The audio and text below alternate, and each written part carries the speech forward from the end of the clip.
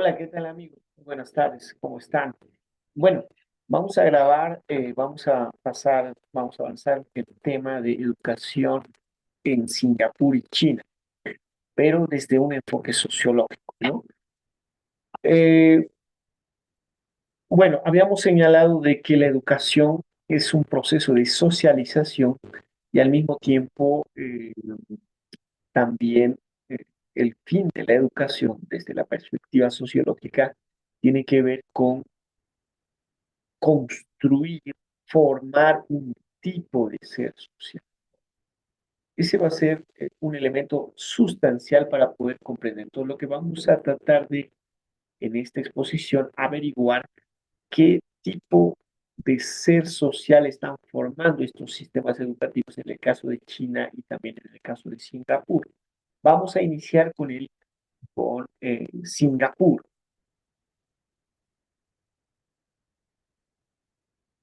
Bueno, en el caso de Singapur, podemos señalar de que hay una idea fuerza, ¿no? Desde el Estado, que hay una obsesión nacional por la educación. Y eso se puede ver a través de las ideas fuerzas desde el Estado como institución en el cual los billetes, ¿no? Con la imagen de la educación como moneda nacional. Eh, Esto tiene que ver que en las monedas nacionales, en los billetes, están en cierta medida la imagen del maestro, los estudiantes y la educación como una tarea fundamental de este Estado. Eso creo que es importante, sin duda alguna. También podemos señalar en el caso de Singapur, ¿no? La bendición de no tener recursos naturales, ¿no? A diferencia de, en nuestro caso, Bolivia, que pues siempre tenemos esta situación de los recursos naturales explotado de otra forma en toda la historia del país, distintos recursos naturales, la plata, el oro, ¿no? Y nos hemos convertido en explotadores de los recursos naturales, pero no habíamos industrializado, ¿no? Que es una tarea pendiente. En el caso, por ejemplo, de Singapur, más bien ven el no tener recursos como una bendición porque va a ser de otra forma, según eh, Chuan, ¿no? Que la educación es una cuestión de supervivencia, es decir, la educación va a ser la tarea fundamental para poder, en cierta medida, desarrollar ese país, ¿no? Asimismo, explotar nuestro potencial humano, es decir, a partir que no tienen los recursos naturales, es que hay una inversión económica muy fuerte para poder potencializar los recursos humanos, reinventarse como una economía postindustrial, sino alguna, la economía de Singapur se había convertido en una economía industrial, en una economía postindustrial. Y claro, esto muy articulado con el sistema capitalista que pues de otra forma también ha sido no más una articulación también con el capitalismo, ¿no? Por otro lado, atrajo a empresas financieras, farmacéuticas, de biotecnología, ingeniería y arquitectura. Ellos no se hacen problema de atraer inversión extranjera, ¿no? Atraer empresas extranjeras en distintos campos, desde la financiera, la ingeniería, la farmacéutica, para poder inyectar económicamente. Ese es un elemento interesante también respecto a la economía. Pero ¿cómo lo hicieron? Un poco esto basándonos también en el libro de Oppenheimer, Basta de historias, pero desde una mirada también crítica que vamos a mencionar al final, ¿no? Un tercer elemento es cómo hicieron en el caso de Singapur, de un país que estaba sumido en la pobreza y se convierte en un país económicamente potente, al igual que Corea del Sur, China también, ¿no? Eh, un primer elemento tiene que ver con las escuelas bilingües, con el inglés, la lengua materna, van a ser fundamentales en la enseñanza, a diferencia de que en nuestro caso en Bolivia nos enseñan apenas a saludar en nivel primario, tal vez en el nivel secundario, algunas cositas más en la lengua extranjera y en la lengua nativa, ¿no? En el caso de Singapur, pues los niños tienen una materia una materia de lengua, el inglés, y que pues muchos de ellos salen hablando el inglés. Entonces, hay una rigurosidad y disciplina respecto a la enseñanza de la lengua inglesa, ¿no? Lo que pues permite que muchos de ellos puedan salir al exterior, a Europa, a Estados Unidos, con mayor facilidad, ¿no? Es un elemento interesante. Un segundo elemento, Singapur tiene más de 100 universidades extranjeras, invitó a las mejores universidades del mundo, es decir, al igual que China, ellos más bien dicen, venga, las universidades mejores de Estados Unidos y de Europa pueden dar títulos, ¿no? En Singapur, pues ellos no se hacen ningún problema. Asimismo, yo creo que este es un elemento fundamental. Los maestros son los mejores del mundo, es decir, hay un prestigio social. Por un lado, también hay eh, el sueldo, el salario del profesor gana de $5,000 mensuales, ¿no? Y también tienen horarios un poco más movibles, ¿no? Que les permite realizar muchas cosas, pero también muchos de ellos tienen maestrías y doctorado, a diferencia del caso de Bolivia, pues que muchos profesores no han llegado, digamos, a la maestría ni al doctorado. Claro, el nivel de pago es, claro, en Singapur es muy alto, igual que un ingeniero prácticamente, pero al mismo tiempo es básicamente un estatus social alto, se puede decir. Hay un reconocimiento social muy alto a los profesores en Singapur, lo que les permite de otra forma también eh, mayor exigencia también a los profesores, a los docentes en Singapur, ¿no? Porque pues, muchos de ellos llegan a la maestría y al doctorado.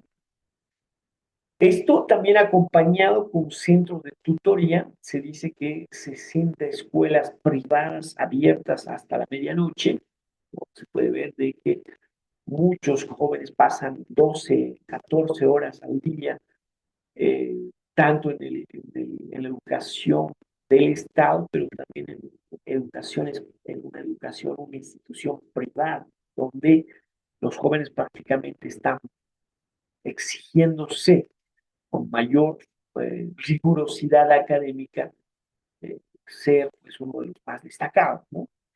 Asimismo, formar un tipo, básicamente el tipo de ser social que va a tratar de formar el sistema educativo eh, de Singapur tiene que ver con el capitalismo, sin duda alguna, en el que tienen que formar un personal para la industria, también para la posindustria, como indica Chan, ¿no? Nuestro objetivo principal es preparar personal para la industria, ¿no? Es decir, ellos quieren formar ingenieros, arquitectos, matemáticos, físicos para la industria capitalista, ¿no? Entonces, ellos son claros con el objetivo que quieren lograr y a partir de eso van a construir su sistema educativo. Vámonos al caso de China. En el caso de China, la educación en China, pues es básicamente un poco lo que nos decía también Franz Tamayo, ¿no?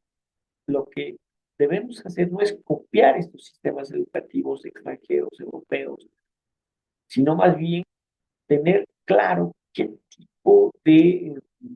tipo de ser social, qué tipo de persona eh, queremos formar. Eso es fundamental para poder construir el sistema. Y en el caso de China, lo que va a buscar formar un tipo de persona, un tipo de ser, va a tratar de formar una nueva élite de emprendedores, gerentes competitivos que sean capaces de fundar. Ese va a ser fin fundamental de la educación eh, china, a diferencia de Singapur, que más quiere formar obreros, ¿no? Ingenieros para el sistema capitalista. Y ahí, sin duda alguna, ha sido el papel fundamental de Deng Xiaoping, ¿no? En 1978, que va a dar básicamente un viraje y una nueva mirada al sistema económico, político y educativo en China, ¿no? Después de la revolución cultural de Mao, ¿no? Va a implementar una estrategia fundamental, que son la estrategia de las tres puntas. ¿En qué se basa esta estrategia de las tres puntas?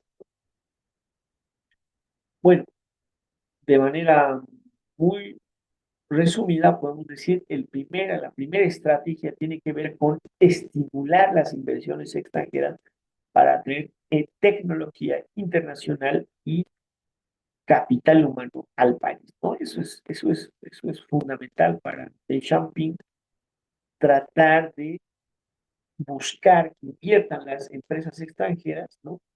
Atraer toda esa tecnología internacional. Un segundo elemento es estimular a los mejores estudiantes del país hicieran sus licenciaturas, maestrías, doctorados en el extranjero. Hay un apoyo desde el Estado que los jóvenes vayan a formarse a nivel maestría y doctorado en Estados Unidos y en Europa, ¿no?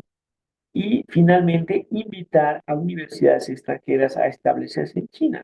Es decir, si no, los chinos no pueden salir, pues bueno, las universidades extranjeras, las mejores, pueden establecerse en China y a partir de esa formación, ellos en cierta medida ser también competitivos a nivel mundial y poder, ¿no? eh, contrarrestar a, a Estados Unidos y también a otros países. Aquí, sin duda alguna, de Xiaoping es muy claro cuando él dice, cuando nuestros miles de estudiantes chinos en el extranjero regresen a casa, verán cómo China se transforma. Yo creo que ha sido Deng Xiaoping eh, prácticamente construido a la nueva China en la actualidad, ¿no? Porque muchos de esas generaciones salieron al exterior y regresaron a casa, regresaron a China y gracias a ello transformaron China económicamente. Y ahí el papel de la educación ha sido fundamental y también, claro, el siguiente presidente de China ha tenido que llevar esa tarea fundamental, ¿no? Bueno, en los 80 el gobierno de China había financiado estudios en Estados Unidos en una totalidad de 7.647 estudiantes, ¿no? Y el 2006 unos 130.000 estudiantes en el exterior. No solo el Estado, ¿no? Sino también las familias con sus ahorros están pagando la educación de sus hijos. Es decir, no solo el Estado, sino también los padres que ahorran toda su vida para que sus hijos salgan al exterior, ¿no? Ya mencionaba un ejemplo, un amigo coreano, Kim, que nos contaba de que fue a hacer su doctorado en historia en Estados Unidos, pero prácticamente fue su padre que subvencionó, ¿no? Todos los gastos de la educación, toda la inversión en todo caso, ¿no? ¿Cuál es, pero, el secreto de la educación en China? Básicamente la obsesión por la educación tiene que ver, yo diría, no solamente algo relacionado al capitalismo, sino también tiene que ver relacionado con la cuestión cultural y civilizatoria. Es decir, ahí un poco tomando esta frase de Confucio, ¿no? Que nos dice, si tu objetivo es progresar un año, siembra trigo. Si tu objetivo es progresar 10 años, siembra árbol. Si tu objetivo es progresar 100 años, educa a tus hijos, ¿no? Ahí vemos claramente que las familias chinas tienen, si quieren progresar 100 años, tienen que formar a sus hijos, tienen que invertir en sus hijos. A diferencia del caso boliviano, que muchas veces vemos la educación como un gasto de no invertimos en nuestros hijos, no financiamos para que puedan tener clases particulares de ciencia, matemática, física, eh, no sé, salir al exterior, a Estados Unidos, a que haga su maestría y doctorado. No, no hacemos eso.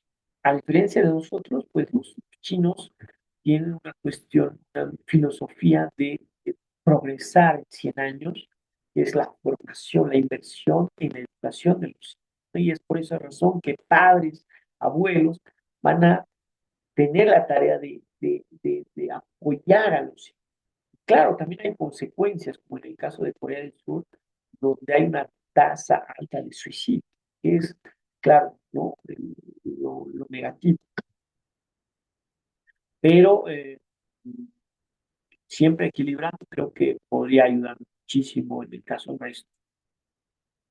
Bueno, rápidamente vamos a revisar en el caso del sistema educativo de Singapur, si podemos ver aquí el preescolar, educación preescolar 2 años, la primaria, la educación primaria 6 años, la educación secundaria. Aquí es lo interesante, se dividen en tres tipos. Ya aquí dan un primer examen donde pues muchos de ellos son distribuidos en la secundaria especial, la secundaria express, la secundaria normal, ¿no? Donde en cierta medida van a ir trabajando ya de manera un poco más rigurosa, ¿no? En la secundaria. Y hay un segundo examen ya para la postsecundaria que prácticamente aquí va a permitir ingresar a un colegio universitario, ¿no? A un instituto politécnico o a un instituto de educación técnica, otros, ¿no? Y otros que se van a dedicar al trabajo y otros que van a ingresar a la universidad. Aquí me parece más interesante a mí en el sistema educativo chino, ¿no? Que es lo común que la educación preescolar entre 6 años, aunque sin duda alguna la materia de la lengua inglesa y el nativo van a ser fundamentales. En la educación secundaria de 7 a 12 años, ¿no? Van a estar eh, las, eh, las materias fundamentales, el chino mandarín, el inglés, la matemática, la ciencia, la educación moral, el deporte, la música. Aquí es lo interesante, ya en la educación secundaria están divididos en dos etapas, de 13 a 15 años y de 16 a 18 años. En esa etapa de secundaria inferior se siguen continuando con las materias fundamentales que, como ven, ya tienen profesores especializados. En este caso, la primaria, pues es un profesor el que da toda la primaria, ¿no? En el caso de China no hay profesores especializados en cada materia y lo que permita un poco más de rigurosidad académica en cada materia. Y posteriormente, en la secundaria superior, hay dos ramas, ¿no? Que básicamente el joven tiene que decidir si se va a ir a las ramas de las ciencias o se va a ir a las ramas de las humanidades, ¿no? Entonces, si un joven prefiere especializarse en las ciencias, ¿no? Es fundamental que vaya especializándose o bien en las ciencias sociales o humanidades, ¿no? Y posteriormente, en base a ello, van a dar el examen, que es el CAUCAU, que básicamente va a permitir que muchos de ellos ingresen a la universidad, a las mejores universidades. Hay universidades de primero, segundo y tercer nivel, y otros a los institutos técnicos vocacionales, ¿no? Ese examen, que es el gran examen, que muchos de ellos prácticamente se preparan toda su vida para ese examen e ingresar a las mejores universidades, porque eso en cierta medida garantiza, si ingresan a las mejores universidades de Pekín, ¿no? Permite que hagan en cierta medida ascenso social, tengan un trabajo seguro después de salir de la universidad. Yo creo que en esta parte, en el caso nuestro, en el caso de Bolivia, habría que tomar esto de las ciencias y humanidades, tal vez contextualizando nuestra realidad, porque en la actualidad, si bien hay los BPH, ¿no? No se está especializando. Lamentablemente los BPH ni siquiera en los institutos son tomados como un estudio de 3 años, y muchos de ellos solamente son considerados como un año. Entonces, qué mejor que el joven ya en la secundaria decida si va a estudiar ya las ciencias exactas o bien las ciencias sociales o las humanidades, para que ya vaya especializándose y a partir de eso vayan con mayor fuerza o con mayor claridad, mayor preparación académica a la universidad. Finalmente, en el caso de estos dos países, ¿no? Podemos señalar primero, habría que rescatar de China su cultura familiar por el fomento a la educación. Creo que eso es fundamental, ¿no? Es decir, no vamos a copiar esos modelos, ¿sí? Pero lo que podemos tomar es como ejemplo cómo las familias chinas y las familias de Singapur tienen una obsesión por la educación, pero una obsesión por la educación en la mirada de inversión. Y creo que eso se puede fomentar con distintos proyectos, por lo menos nosotros a algún colegio hemos ido, y muchos de los padres quieren que sus hijos vayan aprendiendo por las tardes, vayan preparándose, es decir, dejarles menor tiempo de ocio a nuestros hijos y que se vayan preparando y formándose. Y al mismo tiempo los padres deben aprender a invertir en la educación de los hijos, colocándoles a distintos cursos de ciencias, de artes, de robótica, ¿no? Y hacer el esfuerzo para ahorrar y que cuando sean ya y lleguen a la universidad pueden ir muchos de ellos a universidades extranjeras para que retornen a nuestro país con ese conocimiento puedan ayudar a mejorar también las condiciones de nuestro país. Segundo, dejar de sobreideologizar y enviar estudiantes a las mejores universidades del mundo.